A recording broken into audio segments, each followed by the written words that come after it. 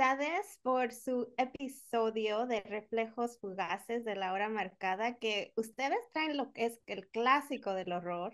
A mí me fascinó. Andrés, ¿cómo te fue el traernos este clásico en este episodio de vampiros y una versión presente? Muchas gracias. Realmente creo que nos pusimos todos como en esa sintonía de traer un poco lo gótico clásico, traerlo a nuestro tiempo, porque pues sabemos que digamos, la literatura gótica está llena de referencias y hay como un imaginario que todos tenemos, pero de pronto muchas veces no se logra, o no se logra, no, sino no se intenta volverlo un poco más realista o más actualizado. Y en este caso, pues esta es un poco la pregunta del episodio, ¿no? Si el personaje de Lily e Isabel son vampiras o no, y jugar un poquito como con la idea de qué pasaría si lo son, o qué pasaría si no lo son, pero actúan como tal. Y que creo que es tal vez un juego mucho más realista, pero sin negar que toda la atmósfera gótica de los ataúdes, del apocaluz, del miedo como a la, sí, como a la sensibilidad a la luz, pues genera como toda una sensación que conocemos del terror clásico, clásico. Entonces era un poquito como movernos en esas dos líneas a ver quién, el espectador, con cuál de las dos se quiere quedar. Hablando de son o no son, ¿cómo les fue a ustedes, Michelle, Ana, de prepararse para hacer estos personajes de tanto misterio? Bueno, pues en mi caso, digo, hacer terror a mí me gusta mucho, me divierte mucho, requiere de mucha concentración como para manejar una sutileza. Y en mi caso particular, la verdad es que, digo, yo toco el violín, pero hace mucho que no lo tocaba. Y Andrés me pidió una pieza bueno, escogimos una pieza en específica y le metimos al personaje que tocaba el violín, tocara el violín y tuve que aprenderme un pedazo de una pieza y estaba yo súper nerviosa de hacerlo bien y entonces pues eso fue como una de las preparaciones más retadoras que me tocó hacer, además obviamente de la preparación actoral, de manejar como el tono espero, de la sutileza, de lo siniestro, de lo como desconocido y tal. Entonces, pues fue como un conjunto de esas cosas. Yo creo que el terror es uno de los géneros más difíciles de actuar, ¿no? Es muy demandante, muy exigente, y al mismo tiempo, pues es muy placentero porque te permite explorar emociones que difícilmente en la vida, afortunadamente, te toca jugar. Y bueno, yo siento que para este personaje de entrada ya el pelo a mí me hace como un en la cabeza, o sea, si me cambian el pelo, como que yo siento que me convierto en otra persona. Y yo ya había tenido el pelo blanco alguna vez, entonces siento que hay un lugar que tengo conectado con ese look, em, que pues espero que en esa contención que se trabajó, pues al mismo tiempo no esté plana y pueda transmitir pues todo lo que este personaje deseaba, ¿no? Y al final pues termina consiguiendo. También siento que me preguntaba mucho sobre si importaba si sí era vampira o no era vampira, ¿no? Al principio, como que era algo que comentábamos y que permea el capítulo.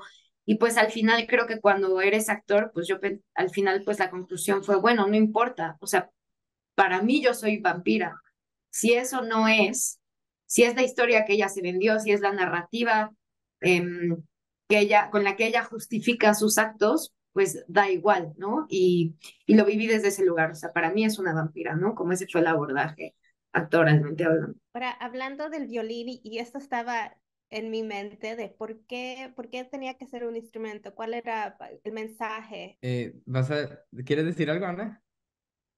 ¿Eso lo hacía No, más normal bien tú, o digo, qué fue era? una coincidencia que yo tocara el violín, evidentemente, pero el mensaje como tal, no sé, cuéntanos, no, la verdad no sé, Andrés, cuéntanos. Pues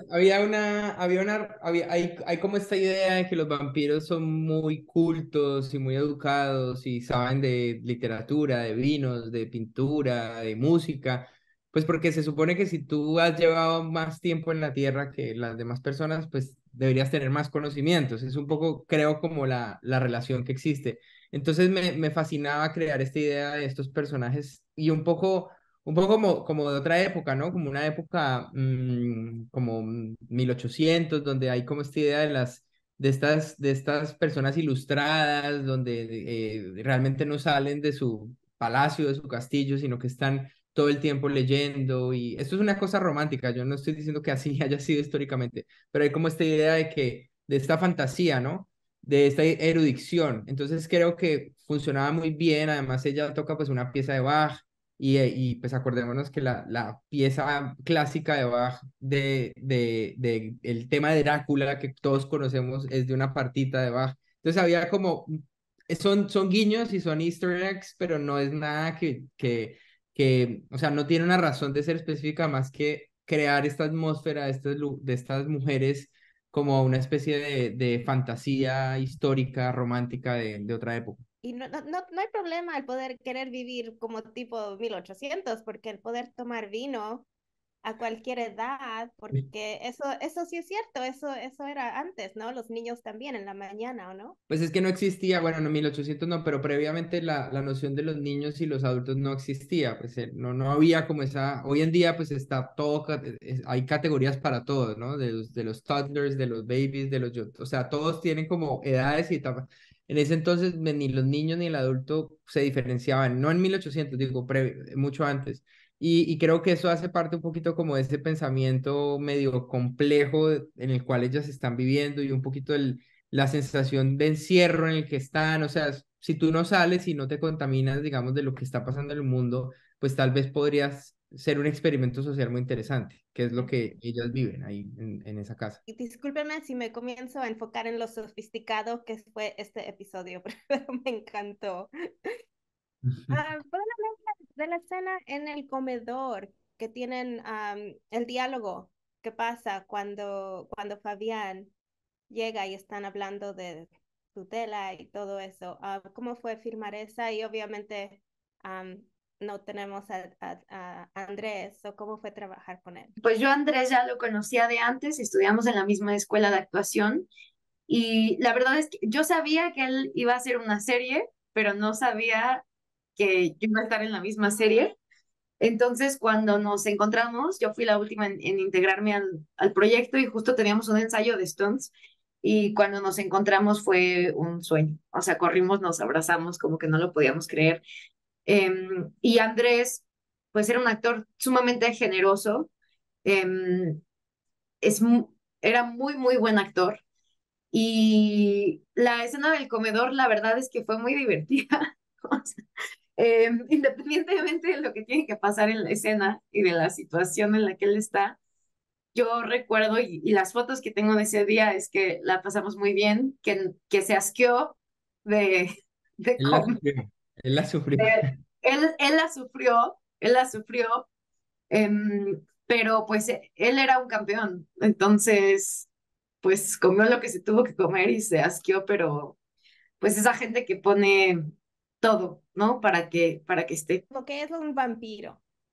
Eso quiere decir que vas a estar joven. Se supone que joven por siempre. Vas a mantener esa elasticidad. ¿Ustedes si tuvieran la chance o oportunidad quisiesen ser un vampiro? Yo sí, por supuesto.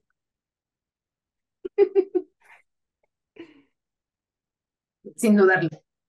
No, yo no sé, a ver, tiene como algunas cosas que sí me gustan, otras que no, o sea, eso de tomar sangre parece asqueroso, ¿no? Pero el ser Forever Young me parece muy atractivo.